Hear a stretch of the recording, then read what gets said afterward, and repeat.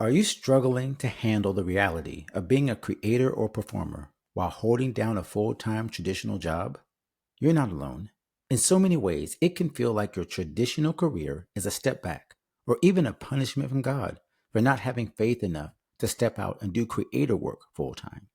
But there's another side to this common struggle, and we're talking about it on today's episode of the God and Gig Show. And by the end of this episode, you'll see that having a full-time 9 to 5 job might not mean that you're only giving partial effort to your God-given creative goals.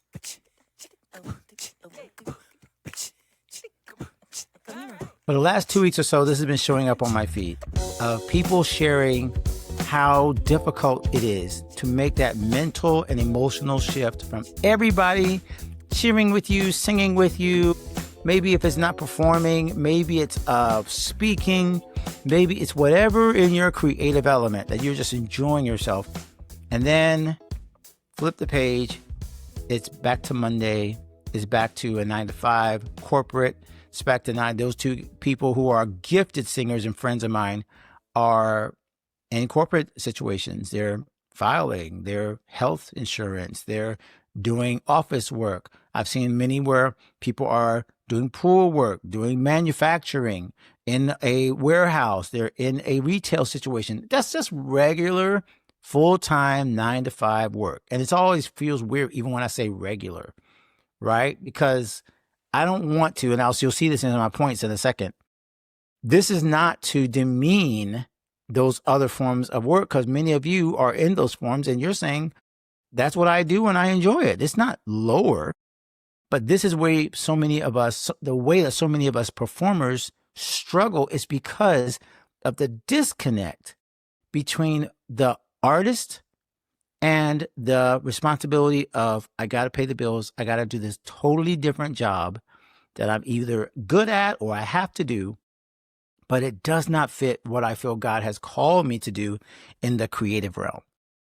Now, this literal platform, God and Gigs, is written or created, was written, and a book was written because of this dichotomy between religious, spiritual work in the church and doing secular / mainstream work as a creative, as a musician. So this entire platform has always been about how do you balance the two worlds of doing one thing and then doing another thing? Or how do you keep your values intact as you do both? Now, this is not necessarily switching between music and, music inside the church and music outside the church, as my first book was, but it is about trying to keep your mindset clear between doing what you do as a creator and what you most likely are doing to pay the bills or whatever the reason that you are keeping this bivocational lifestyle. So good to see Micah in the building. And he said, my insurance is too good to be ashamed. I love it. Look, he's already talking real. We are already talking real. So Michael from Jacksonville has been on the podcast, by the way. I can't remember which episode you were on, but you shared about your lifestyle, about how you have managed to work in your creative lifestyle on your clothing brand, even while also keeping your other full-time job, which is also in the same industry. Go check that out. If you go to godgives.com/podcast, look up Micah's episode and you'll be able to see what we're talking about. So I do have some points on this. So I want to make sure you guys follow me here. I'm going to try to go both spiritually in terms of how creators and artists, performing artists, generally, we're talking mostly performing artists, but that's okay if we're not talking about specifically performing artists and you feel like, okay, this doesn't have anything to do with me because I don't sing. But most likely you have some creative gift that you have to set aside at times, right? You start with, this is what I love to do. I love to sing, write, dance, play it, whatever that is creatively. And then on the other side, I got to pay bills. I got to be in the office. I got to do these certain things. So this is the first point I want to make sure that we make clear. So we're going to kind of make sure you have a term for this. And what we're talking about is bivocational life. When I say bivocational, I simply mean doing two different jobs. So when you see this, I want you to make sure you all feel the understanding of a bivocational life. You can be called to more than one thing. A vocation is literally that. It means to call, voco, right? So the Latin means to be called. So your vocation is a calling. And here's where I want to make sure that you guys hear my heart on this. You are called to be a creator. But before you're called to be a creator, you're called to live a life of fulfillment, of productivity, and of giving honor to God. That's truly our calling first before you have the specific callings of a particular job or career. So God didn't call you to be just a creative. He called us to be sons and daughters of Him and His plan and purpose in the world. And then we walk it out in certain ways. So first, I want to make sure that you see that a bivocational life is an asset, not an indictment. Just because you have to do or find yourself in two different areas does not mean that your first calling, whatever you want to call it, what you feel is your highest calling, what might be to creative life, to creative work, to singing, to playing, to dancing, LaShonda, to theater, right? Just because you are called and you have a certain skill set and God gave it to you does not mean if you adopt another career or another vocation that you have suddenly alienated yourself from the first one. And I've got scripture to back me up on all of these because there are so many prophets and teachers and major characters of the Bible who were bivocational. We could easily start right beside Genesis and Moses and Exodus, right? We can start right there and say right there that Moses was called, but of course, before he was called to be the leader of Israel, he was a shepherd, right? He was out there, what my preachers like to say, on the backside of the desert. Before he was even a deliverer of people, he was also a prince, and he was learning all the ways of Egypt, which is the only reason why God, not the only reason, but one of the key reasons that God was able to call him to be this one to speak to Pharaoh was because he knew how Pharaoh worked. He had been raised in the Egyptian courts. So his bivocational nature was an asset, not a liability. So this is where I want to make sure that you guys are seeing already that in scriptural and the way of looking at scripture, doing two different things does not mean you're alienated from your calling. It actually might be the thing that you should be leaning into, understanding that God's called you to these two different areas, but you can still operate in both. So I can go to, again, let's jump ahead to Jesus. If you look at what Jesus did, Jesus was a carpenter's son, artisan's, right? He was the carpenter in the Hebrew, the way that we looked at it in the Bible wasn't really like just by making wood. It was more like a mason, more like someone who built and created things. So you think of someone who was a woodworker, a stone worker, a stone craftsman, what might be a better word for it. So even Jesus was bivocational. It makes it clear, even when he started his ministry, that other people supported his needs, which means other people had to stay in their business, even though Peter and James, all of them left their fishermen nets. Other people had to do the work that a normal person would do to raise funds to be able to do the work of the ministry. And again, we're not talking about only ministry. I'm just giving you scriptural examples where bivocational life is the pattern. It's the pattern. Even the priests in the Old Testament that were, when they aged out, I guess you could say, the Bible says they went back to their fields. So priests even in the Bible, had this understanding that, hey, if I'm not working in the temple, I'll be working over here outside of these particular areas of ministry. So if bivocational life is acceptable for the preachers, for the prophets, and even for Jesus, why wouldn't it be acceptable for the creatives? Why wouldn't it be understood that creators aren't always going to be in a creative space? That it's actually the assumption that at some point, each one of these high-level faith leaders was also called and basically told, I guess because told or were forced to work in other areas. So that's the first kind of like foundational thing I want to make sure that we say, that you have to be clear with yourself, inside yourself, that being in two different areas, and this is where we kind of talk about identity versus worrying about feeling like you are not called to be a creative if you've got a full-time job. This is about mindset. So that's the first thing, that being a bivocational person is an asset, not an indictment. The second thing, doing work with a spirit of honor honors God. Why am I saying this? Because once again, we got to make sure that we don't have the wrong picture of the work we're doing outside of our creative work. Here's where I can tell you a little bit about my story. So as some of you know, I started after college straight into, I gave up any idea of performing. And my band had kind of broken up, and it was just like, okay, we're not going to make money doing this, trying to be like Prince and The Time and Earth, Wind and Fire. Like, that's not going to work. We're going to go ahead and just break up the band. And I went straight into teaching as a full-time teacher. Now you might say, okay, that's close to being creative because I was a music teacher. But as all the teachers know, there's very little music that goes into the music profession. Is 99.9% just teaching and tests and lesson plans, and maybe there's a tiny bit of creativity that you can do when it comes to working with the kids and writing music for them and such and such. But that wasn't really my creative bent, right? Now, teaching was, as all intents and purposes, a traditional job. All this time, of course, I was performing, not performing, I was ministering. I wasn't doing gigs yet. So I was ministering in church. So that was my creative outlet, was in church.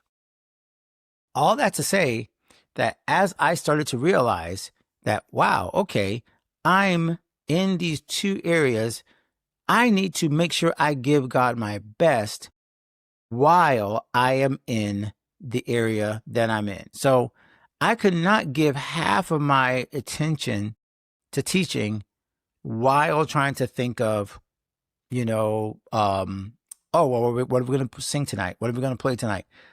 I needed to be fully present in my classroom to give the students what they deserved. I had to be fully present. Now that I do church work, but I'm in the office, is again, might say, okay, well, you're a creative and you get to be inside the church. That's great. But like doing receipts and all that kind of stuff is not the creative part. And so there's so much of this where you have to say to yourself, okay, I'm here. I have to do this. I am in a place where I'm paying the bills. I'm taking care of this. How do I show up and honor where I am and do what the Bible says, which is do everything as unto the Lord? So I would love to hear some comments, by the way, whether you've ever struggled with showing up inside a non-creative space fully present.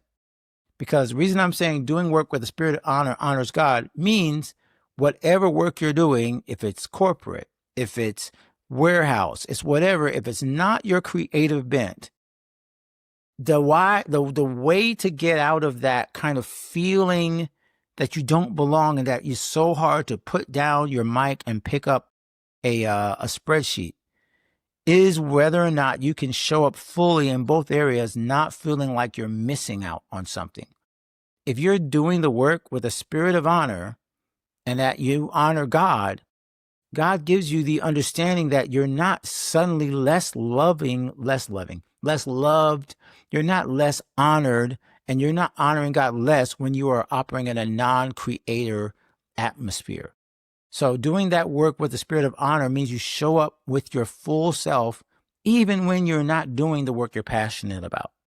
And this is where, like I said, it may be a kind of like a harsh reminder, but I hope, thank you so much. See you, Terry. Thank you for joining us from Columbus, Ohio.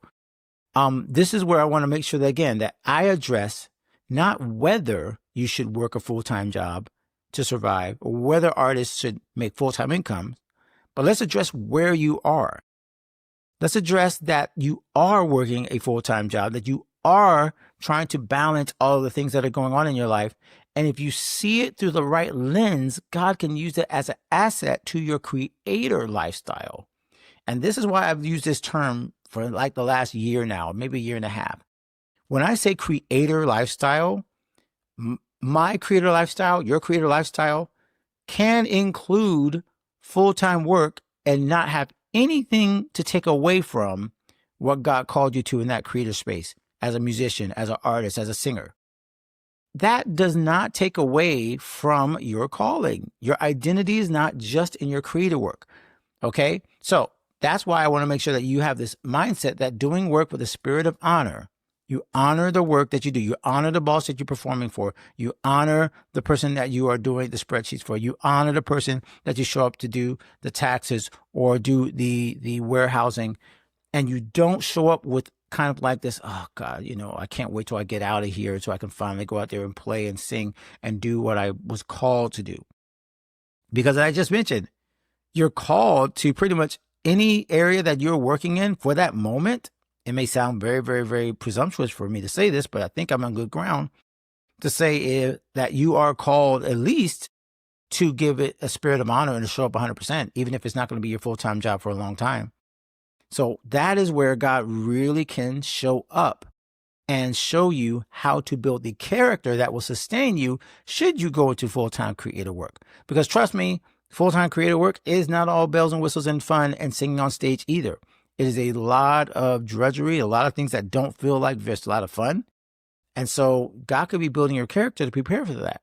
But you have to do it with a spirit of honor to honor God. So that's the second step, okay? Here's the third thing for those of you who are working full-time jobs to make sure you're not feeling, this timer is driving me crazy. I apologize. I just don't know why this got set up for everything. So forgive me as I connect, as I get, all thrown off by just little things. All right.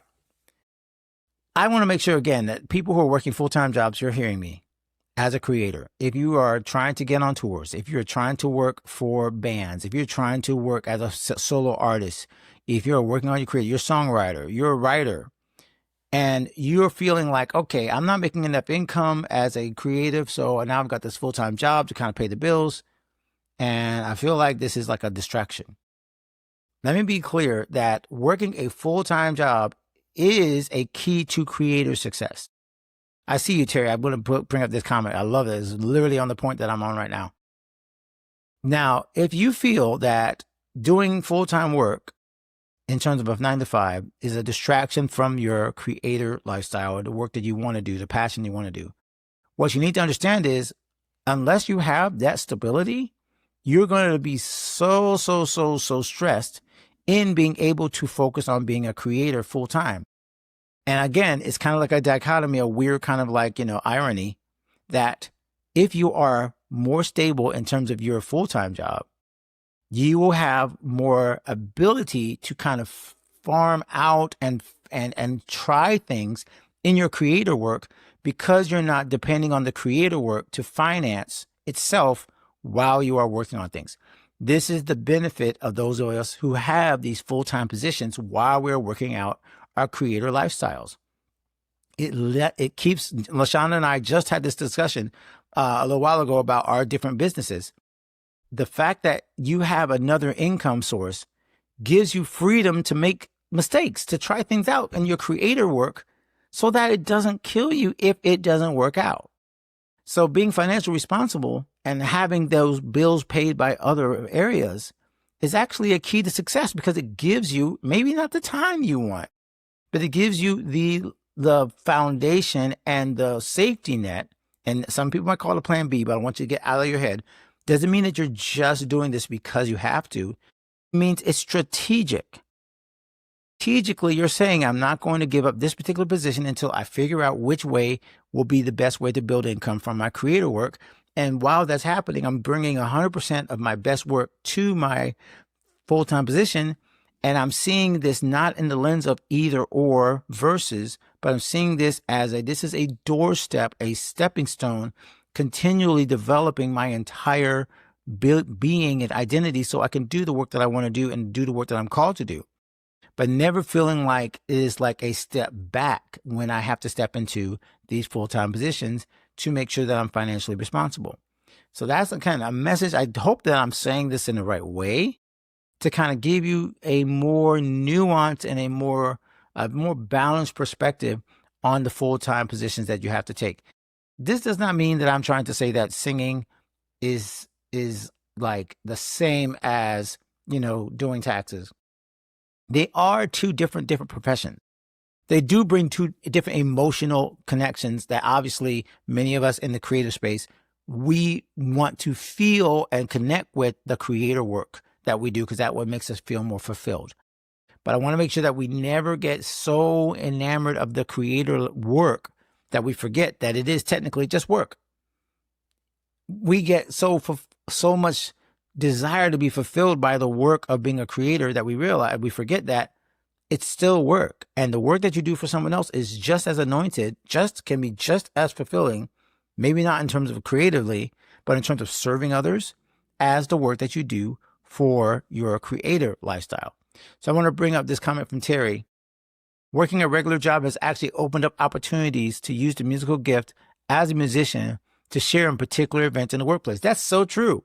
Isn't it interesting that like when people realize that you're a musician, you're a creator, that usually inside your workplace, you become a little bit of a mini celebrity, because so many people love the fact that you are doing something else other than just to work. And they love to see that, hey, you have this other part of your life. I saw this mentioned by some other people on some of these memes in Instagram, that their co-workers wouldn't even recognize them if they saw them in their performer personas. And I think that's kind of okay, because sometimes you don't want to share with your coworkers, but there are other times that you should be okay with them knowing, hey, when I'm not here, I'm doing poetry, I'm doing art, I'm filming, I'm doing this other stuff in my creative work that is not necessarily going to be something that actually benefits the company. Maybe I won't be doing this inside the company, but it gives me more skills. It gives me more perspective. It gives me a wider view of the world that, again, can help you connect with people inside your business, outside your business, and so on. So I want to make sure that you guys see this as an asset, not a liability. And we had a lot of great discussion on this. So I want to finish it off with this.